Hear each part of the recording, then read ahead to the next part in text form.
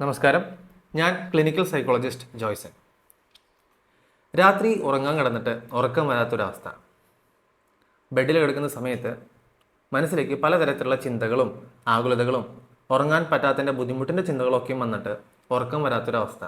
ഇനി ഉറക്കം കിട്ടിക്കഴിഞ്ഞാൽ ഉറങ്ങുന്നതിനിടയിൽ ഇടയ്ക്കിടയ്ക്ക് എണീക്കുന്നൊരവസ്ഥ.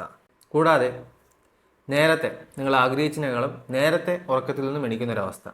ഉറക്കത്തിൽ നിന്ന് എഴുന്നേറ്റ് കഴിഞ്ഞാലോ പകൽ ഉന്മേഷത്തോടു കൂടിയും ഊർജ്ജത്തോടു കൂടിയും പെരുമാറാൻ സാധിക്കാതെ എപ്പോഴും ഒരു ക്ഷീണം അനുഭവിക്കുന്നൊരവസ്ഥ.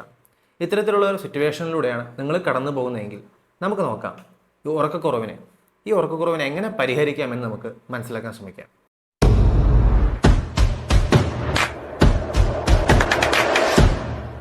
ഉറക്കത്തിൻ്റെ പ്രശ്നങ്ങളെ നമ്മൾ തരംതിരിക്കുമ്പോൾ പ്രധാനമായും 2 തരത്തിലുള്ള ഉറക്ക പ്രശ്നങ്ങളായിട്ടാണ് അതിനെ നമ്മൾ തരംതിരിക്കുക. അതിൽ ഒന്നാമത്തെയാണ് ഷോർട്ട് ടേം ഇൻസോംനിയ അഥവാ അക്യൂട്ട് ഇൻസോംനിയ എന്ന് പറയാം. രണ്ടാമത്തെ ക്രോണിക് ഇൻസോംനിയ, അതായത് ലോങ് ടൈം ആയിട്ടുള്ള ഇൻസോംനിയ. അക്യൂട്ട് ഇൻസോംനിയ എന്ന് പറയുമ്പോൾ അത് സാധാരണ ഒരാളുടെ ജീവിതത്തിൽ സംഭവിക്കുന്നൊരു കാര്യമാണ്. അതായത് സാധാരണ തരത്തിൽ ഉറക്കം സംഭവിക്കുന്ന എല്ലാവരുടെ ജീവിതത്തിലും ഇടയ്ക്കിടയ്ക്ക് നമുക്ക് ഉറക്കക്കുറവ് അനുഭവപ്പെടാറുണ്ട്. ഇത്തരത്തിലുള്ള ഉറക്കക്കുറവുകളും പ്രശ്നങ്ങളും പലപ്പോഴും പലർക്കും ഡിഫിക്കൽട്ടികൾ ഉണ്ടാക്കാറുണ്ട്, ബുദ്ധിമുട്ടുകൾ ഉണ്ടാക്കാറുണ്ട്.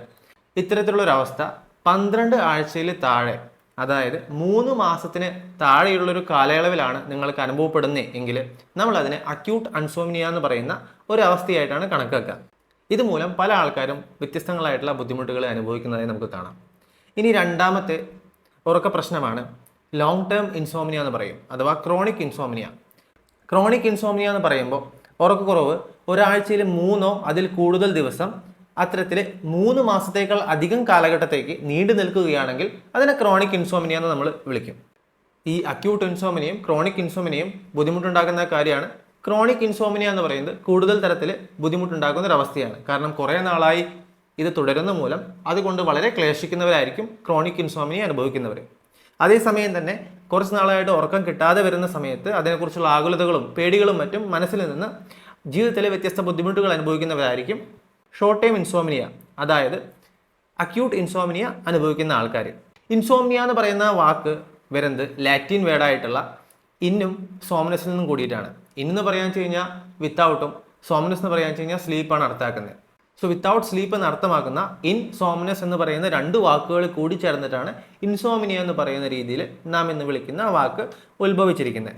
ഇനി നമുക്ക് ഈ ഉറക്കക്കുറവിൻ്റെ പ്രധാന കാരണങ്ങൾ എന്താണെന്ന് നമുക്ക് നോക്കാം.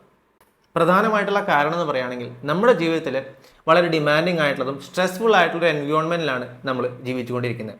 ഉദാഹരണത്തിന് നിങ്ങൾക്കൊരു ജോലി മാറ്റം സംഭവിക്കുന്നു, അല്ലെങ്കിൽ ജോലി നഷ്ടപ്പെടുന്നു, നിങ്ങളുടെ ഡൈവോഴ്സോ അല്ലെങ്കിൽ റിലേഷൻഷിപ്പിൽ ഉള്ള ഡിഫിക്കൽട്ടികൾ നിങ്ങൾക്ക് അനുഭവപ്പെടുന്നു, നിങ്ങളൊരു പുതിയൊരു സ്ഥലത്തേക്ക് വീട് മാറിപ്പോകുന്നൊരവസ്ഥ, നിങ്ങൾ കിടന്നുറങ്ങുന്ന സ്ഥലം മാറിക്കിടക്കുന്നൊരവസ്ഥ, അല്ലെങ്കിൽ നിങ്ങളുടെ പ്രിയപ്പെട്ട ആരുടെയെങ്കിലും മരണമോ അല്ലെങ്കിൽ അവരുടെ അപകടമോ സംഭവിക്കുന്നൊരവസ്ഥ. ഇത്തരത്തിലുള്ളൊരു കണ്ടീഷനൊക്കെ പ്രധാന കാരണമായി ഭവിക്കാറുണ്ട്. ഇത് കൂടാതെ ശരീരത്തിൽ അനുഭവിക്കുന്ന സ്ട്രെസ്സ്, അത് വ്യത്യസ്ത തരത്തിൽ ഫിസിക്കലും അതുപോലെ തന്നെ മെൻ്റൽ സ്ട്രെസ്സ്, എൻവിയോൺമെൻ്റൽ ഫാക്ടേഴ്സ്, നമ്മളുടെ ചുറ്റുപാടുകൾ, നിങ്ങളുടെ ചുറ്റുപാടുള്ള ഉയർന്ന ശബ്ദം, ഉയർന്ന രീതിയിലുള്ള ലൈറ്റുകൾ, അമിതമായ ചൂട്, നിങ്ങളുടെ ബെഡ്റൂമിലെ വ്യത്യസ്ത കണ്ടീഷൻസ്, ഇതൊക്കെയും ഉറക്കക്കുറവിൻ്റെ മറ്റ് കാരണങ്ങളാണ്. അതേസമയത്ത് ചിലർക്ക് ഉറക്കക്കുറവിനുള്ള കാരണം എന്ന് പറയുന്നത് അവർ ഉപയോഗിക്കുന്ന ചില മരുന്നുകൾ, നിങ്ങളുടെ ഉറക്കത്തിന് നിങ്ങളെ സഹായിക്കുന്ന സ്ലീപ്പ് റിതം, സർക്കാഡിയൻ റിതമിലുണ്ടാകുന്ന ഏറ്റക്കുറച്ചിലുകളും അതിൻ്റെ ഒരു ഡിസ്റപ്ഷനും. ഇനി ഇത്തരത്തിലുള്ളൊരു പറയാവുന്നൊരു കാരണം കൂടാതെ തന്നെ പലർക്കും ഉറക്കക്കുറവ് അനുഭവിക്കാറുണ്ട്. ഈ ഷോർട്ട് ടൈം ആയിട്ട് അനുഭവിക്കുന്ന ഉറക്കക്കുറവ്, അതായത് അക്യൂട്ട് ഇൻസോംനിയ എന്ന് പറയുന്ന പ്രശ്നം പലപ്പോഴും ട്രീറ്റ്മെൻറ്റും കാര്യങ്ങളൊന്നും കൂടാതെ തന്നെ മാറിപ്പോവാറുണ്ട്. പക്ഷേ കുറച്ച് നാളായിട്ട് നിങ്ങൾ അതിനുവേണ്ടി വെയിറ്റ് ചെയ്യുന്നു മാറാനായിട്ട്, എന്നിട്ട് മാറിപ്പോകുന്നില്ല, നിങ്ങളുടെ ജീവിതം ബുദ്ധിമുട്ടിലാക്കുന്നുവെങ്കിൽ നമുക്ക് നോക്കാം എന്താണ് അത് മാറ്റാനായിട്ട് നമുക്ക് ചെയ്യാൻ സാധിക്കാമെന്ന്. നിങ്ങൾ ഒന്നാമതായിട്ട് ചെയ്യേണ്ട കാര്യമാണ് എല്ലാ ദിവസവും ഒരു റൂട്ടീൻ നിലനിർത്താൻ ശ്രമിക്കുക. ബെഡിൽ നിന്ന് എണീക്കുന്നതും ബെഡിൽ പോയി കിടക്കുന്നതും ഒരു നിശ്ചിത സമയത്തിലാക്കാൻ ശ്രമിക്കുക. എല്ലാ ദിവസവും നിങ്ങൾ രാത്രി ഉറങ്ങാൻ കിടക്കുന്നത് 11 മണിക്കാണെങ്കിൽ അതുപോലെ തന്നെ രാവിലെ എണീക്കുന്നത് ഒരു 6 മണിക്കാണെങ്കിൽ അതേ സമയം തന്നെ എല്ലാ ദിവസവും പിന്തുടരാൻ ശ്രമിക്കുക. ഈവൻ നിങ്ങൾ വീക്കെൻഡിലുള്ള സമയത്തും, അതായത് ശനി ഞായറടക്കം അതേ സമയം തന്നെ പിന്തുടരാൻ ശ്രമിക്കുക. ദിനത്തിൽ പകൽ സമയത്ത് ഉറങ്ങുന്ന രീതി ഉണ്ടെങ്കിൽ അത് കംപ്ലീറ്റ്ലി ഒഴിവാക്കാൻ ശ്രമിക്കുക. ഇടയ്ക്കിടയ്ക്ക് നിങ്ങൾ ഓഫീസിലോ അല്ലെങ്കിൽ നിങ്ങൾ മറ്റ് സ്ഥലങ്ങളിൽ ഇരിക്കുന്ന സമയത്ത് ഒരു അരമണിക്കൂർ ഒന്ന് വിശ്രമിച്ചുറങ്ങുന്ന രീതി ഉണ്ടെങ്കിൽ ആ ഉറക്കം നിങ്ങൾ ഒഴിവാക്കാൻ ശ്രമിക്കുക. ഇത്തരത്തിൽ ചെയ്യുമ്പോൾ നിങ്ങളൊരു പങ്ക്ച്വാലിറ്റി അല്ലെങ്കിൽ നിങ്ങളൊരു കറക്റ്റ് റൂട്ടീൻ ടൈം നിലനിർത്തുമ്പോൾ നിങ്ങളുടെ ആ സർക്കാഡിയൻ റിതം ഒരു പ്രോപ്പർ രീതിയിൽ സെറ്റ് ആവാനായിട്ട് നിങ്ങളത് സഹായിക്കും. സർക്കാഡിയൻ റിതം എന്താണെന്ന് നിങ്ങളുടെ മനസ്സിൽ ഇപ്പോൾ ഒരു സംശയം ഉണ്ടായിരിക്കാം. സർക്കാഡിയൻ റിതം എന്ന് പറയാൻ കഴിഞ്ഞാൽ നമ്മുടെ ശരീരത്തിൻ്റെ ഒരു ക്ലോക്കാണ്. നിങ്ങളുടെ ചുമരിലും കയ്യിലൊക്കെ നിങ്ങളൊരു വാച്ചും ക്ലോക്കൊക്കെ സമയത്തിന് വേണ്ടി കെട്ടിയിട്ടുണ്ടായിരിക്കും. അത് 24 മണിക്കൂർ കൂടുമ്പോൾ വീണ്ടും ഒരു പുതിയൊരു ദിവസമാകുമ്പോൾ ആ ക്ലോക്ക് വീണ്ടും 0 മുതൽ സ്റ്റാർട്ട് ചെയ്തിട്ട് മുന്നോട്ട് പോകുന്ന രീതിയിലായിരിക്കും. അതുപോലെ തന്നെ നമ്മുടെ ശരീരത്തിനും ഇതുപോലത്തെ ഒരു 24 മണിക്കൂർ, യഥാർത്ഥത്തിൽ 25 മുതൽ 26 മണിക്കൂർ വരെയാണ്. അത് നമുക്ക് 24 മണിക്കൂർ എന്നുള്ള രീതിയിൽ എളുപ്പത്തിലൂടെ പറയാൻ ശ്രമിക്കാം. അത്തരത്തിൽ 24 മണിക്കൂറിൽ സെറ്റാവുന്ന തരത്തിലുള്ള ഒരു ബയോളജിക്കൽ ക്ലോക്ക് ഉണ്ട്. അതിലൂടെയാണ് നമ്മൾ മനസ്സിലാക്കുന്നത് നമുക്ക് ഇപ്പോൾ എണീക്കേണ്ട സമയമായി, കിടന്നുറങ്ങേണ്ട സമയമായി എന്നൊക്കെ. രാവിലെ നിങ്ങൾക്ക് വെളിച്ചമൊക്കെ വരുന്ന സമയത്ത് നിങ്ങളുടെ ശരീരത്തിലെ വെളിച്ചം ടച്ച് ആവുന്ന സമയത്ത് ഓട്ടോമാറ്റിക്കലി ഈ സർക്കാഡിയൻ റിതം റീസെറ്റ് ആവുകയാണ് ചെയ്യുന്നത്. അതുപോലെ തന്നെ രാത്രി നിങ്ങൾക്ക് ഇരുട്ടാകും തോറും ഈ സർക്കാഡിയൻ റിതം നിങ്ങളെ ഉറക്കത്തിന് വേണ്ടി നിങ്ങളെ സഹായിക്കുകയാണ് ചെയ്യുന്നത്.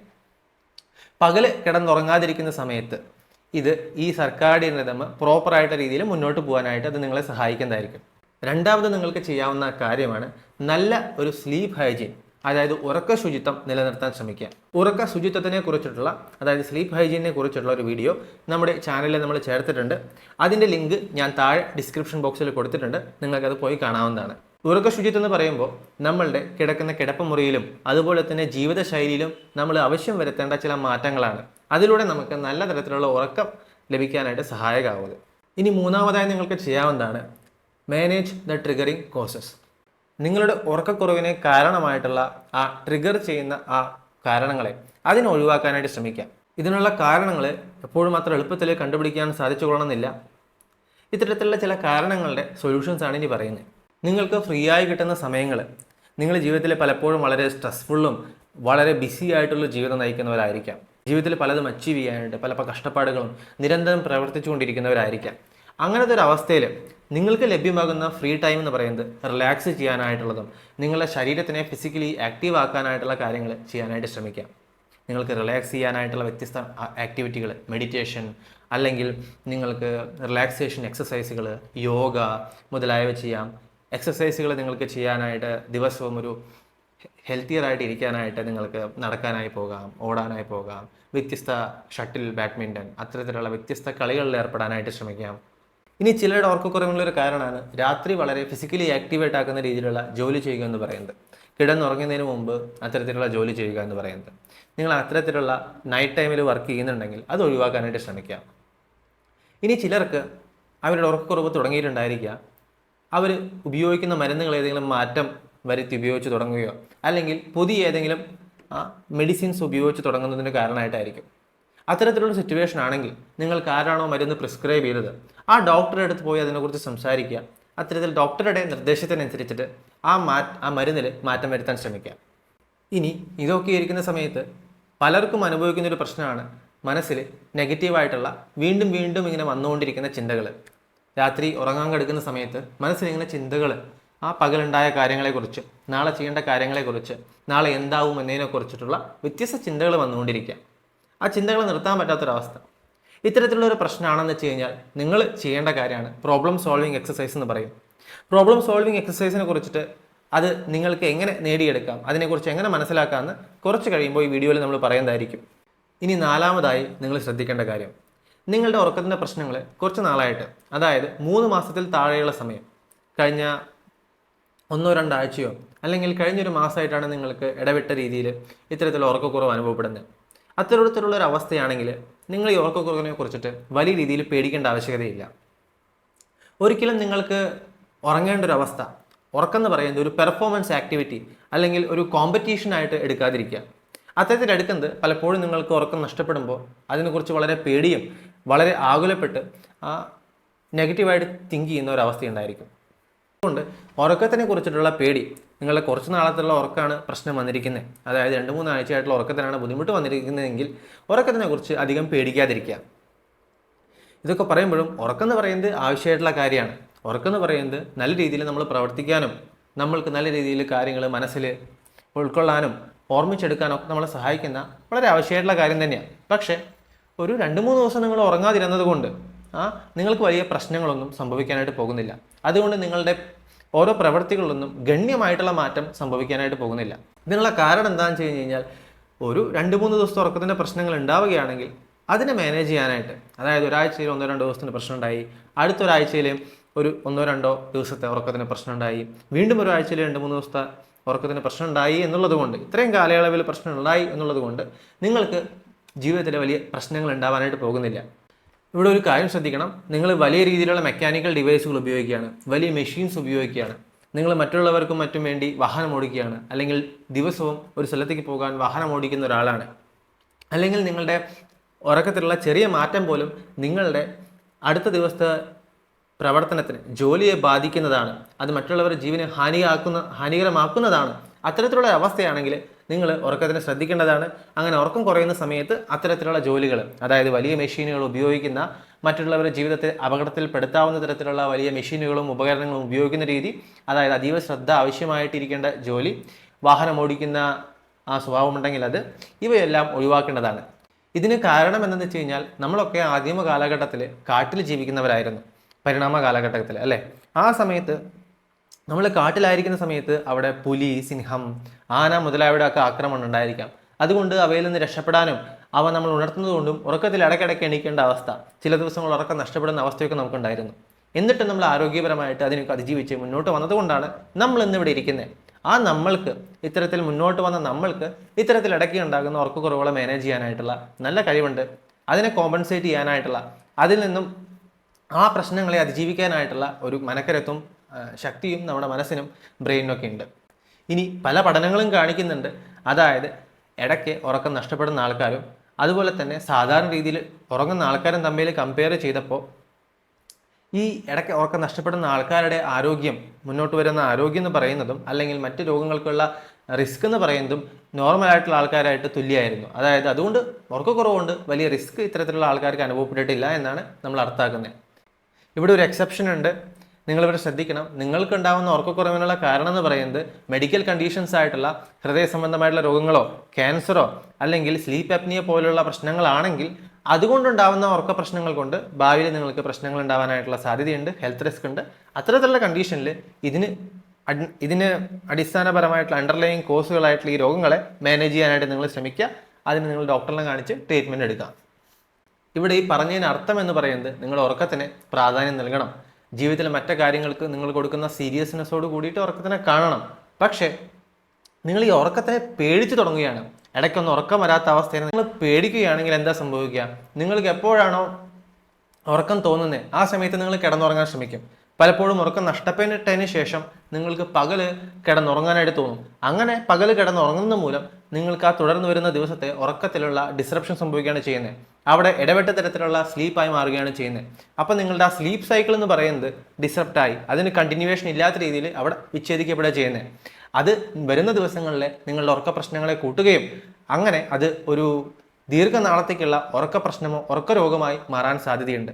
അതായത് ഷോർട്ട് ടൈമിലുണ്ടായിരുന്ന അക്യൂട്ടായിട്ടുണ്ടായിരുന്ന ഉറക്ക പ്രശ്നം എന്ന് പറയുന്നത് ദീർഘകാലത്തേക്കുള്ള ക്രോണിക് ആയിട്ടുള്ള ഉറക്ക പ്രശ്നമായിട്ട് മാറുകയാണ് ചെയ്യുന്നത്. ഷോർട്ട് ടൈം എന്ന് പറയുമ്പോൾ നമ്മൾ ഒരാഴ്ച മുതൽ 12 ആഴ്ചയ്ക്ക് ഉള്ളിലുള്ള തരത്തിലുള്ളതാണ് അക്യൂട്ടായിട്ടുള്ള പ്രശ്നം. ഇനി ഒരാഴ്ചയിൽ 3 ദിവസം മുതൽ കൂടുതൽ ദിവസങ്ങളിൽ ഉറക്കത്തിൻ്റെ പ്രശ്നം, അങ്ങനെ 3 മാസത്തിനേക്കാൾ കൂടുതൽ ഈ കണ്ടീഷൻ നിലനിൽക്കുകയാണെങ്കിലുള്ള ഒരു ക്രോണിക് സ്ലീപ്പ് പ്രോബ്ലം ആയിട്ട് മാറുകയാണ് ചെയ്യുന്നത്. ഇവിടെ നിങ്ങൾക്ക് പിക്ചറിൽ കാണാവുന്നതാണ്. നിങ്ങൾക്ക് പലപ്പോഴും ഉറക്കത്തിനെ കുറിച്ചുള്ള പേടിയുള്ള സിറ്റുവേഷനിൽ നിങ്ങൾ ഇങ്ങനെയാണ് ചിന്തിക്കുക. നിങ്ങൾ ചിന്തിക്കും, ഈ അവസ്ഥ എന്ന് പറയുന്നത് അപകടകരമാണ്, എനിക്ക് ഉറങ്ങേണ്ട സമയത്ത് തീർച്ചയായിട്ടും ഉറക്കം കിട്ടണം. അപ്പോൾ ഉറക്കം കിട്ടാത്ത അവസ്ഥയിൽ ഞാനതിനെ ഉറക്ക പ്രശ്നമായിട്ടാണ് കണക്കാക്കുക. ആ പ്രശ്നമായിട്ട് കണക്കാക്കി ഞാൻ പേടിക്കുന്നത് കൊണ്ട് ഞാൻ വീണ്ടും ഇത് അപകടത്തിലാണെന്ന് ചിന്തിക്കും. അതുകൊണ്ട് ഞാൻ എത്രയും പെട്ടെന്ന് ഉറങ്ങണമെന്ന് ചിന്തിക്കും. അങ്ങനെ പകൽ കിടന്നുറങ്ങും. അപ്പം നിങ്ങളുടെ സൈക്കിൾ എന്ന് പറയുന്നത് ഡിസ്റപ്റ്റ് ആവും. അപ്പോൾ സ്ലീപ്പ് പ്രോബ്ലം അങ്ങനെ പെർസിസ്റ്റ് ചെയ്ത് മുന്നോട്ട് പോവുകയാണ് ചെയ്യുന്നത്.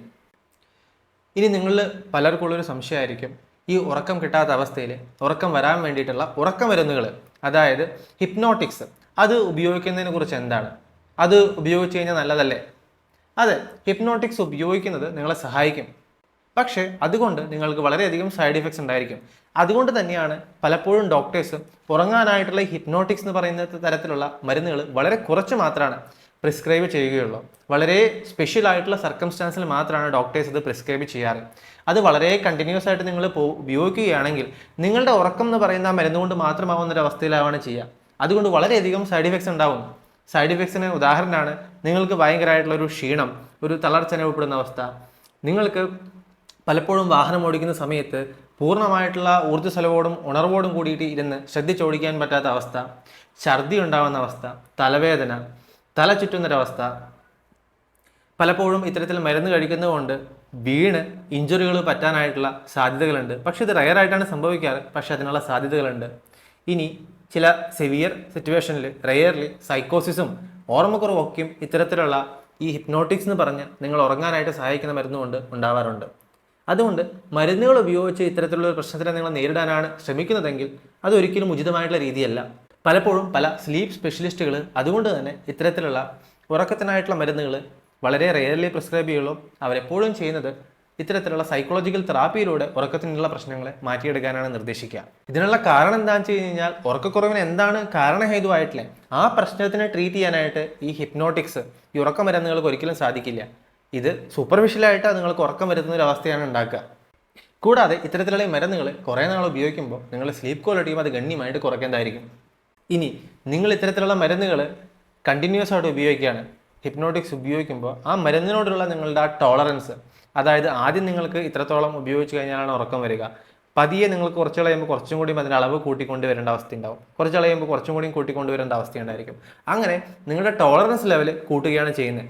അപ്പോൾ ഒരേ തരത്തിലുള്ള ഉറക്കം കിട്ടാനായിട്ട് സമയം മുന്നോട്ട് പോകുന്തോറും കൂടുതൽ ക്വാണ്ടിറ്റിയിലുള്ള മരുന്ന്, കൂടുതൽ ഡോസേജിലുള്ള മരുന്ന് നിങ്ങൾക്ക് കഴിക്കേണ്ട അവസ്ഥയാണ് ഉണ്ടാവുക. ഇനി നിങ്ങൾ ഈ ഹിപ്നോട്ടിക്സ് ഇങ്ങനെ ഉപയോഗിക്കുന്ന ആൾക്കാരത് പെട്ടെന്ന് നിർത്താനായിട്ട് ശ്രമിച്ചാലോ നിങ്ങളുടെ സ്ലീപ്പ് പ്രശ്നങ്ങൾ അതേ രീതിയിൽ തന്നെ തിരിച്ചും വരും.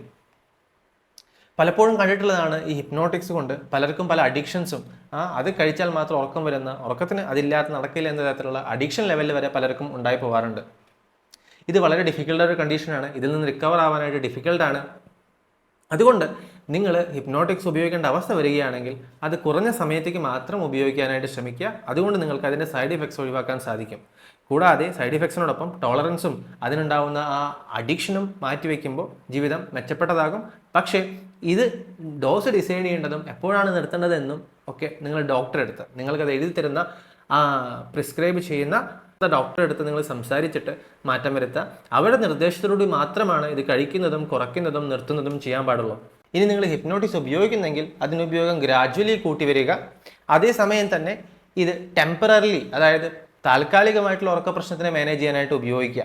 ആ ഉറക്ക പ്രശ്നം ഈ മരുന്ന് കൊണ്ട് മാനേജ് ചെയ്യുന്നതിനൊപ്പം നിങ്ങൾ മറ്റ് ഉറക്കത്തിനെ മെച്ചപ്പെടുത്താനായിട്ടുള്ള തെറാപ്പികൾ, സൈക്കോ തെറാപ്പി, അതിനെ cognitive behaviour therapy for insomnia എന്ന് പറയും, ആ തെറാപ്പിയിൽ ഏർപ്പെടാൻ ശ്രമിക്കുക. അത് നിങ്ങളുടെ ഉറക്കത്തിനുള്ള മൂലകാരണങ്ങൾ, ഉറക്കക്കുറവിനുള്ള മൂലകാരണങ്ങളെ കുറച്ച് കൊണ്ടുവരാനും നല്ല ഉറക്കം നിങ്ങൾക്ക് പ്രദാനം ചെയ്യാനും നിങ്ങളെ സഹായിക്കും. അത്തരത്തിലുള്ളൊരു കോഴ്സ് നമ്മൾ ഡെവലപ്പ് ചെയ്തിട്ടുണ്ട്.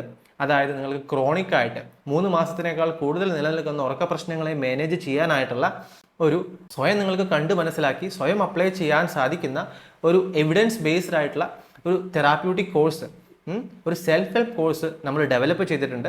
അത് നമ്മളുടെ ചാനലിൽ ലഭ്യമാണ്. അത് ലഭ്യമാക്കാനായിട്ടുള്ള ലിങ്ക് ഞാൻ താഴെ ഡിസ്ക്രിപ്ഷൻ ബോക്സിൽ കൊടുക്കുന്നുണ്ട്.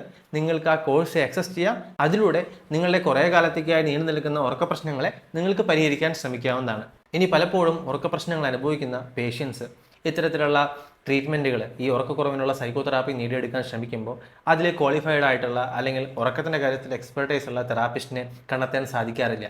ഇനി കണ്ടെത്തിയാൽ തന്നെ തെറാപ്പിക്ക് വളരെ എക്സ്പെൻസീവായിട്ട് അവർക്ക് ഫീൽ ആവാറുണ്ട്.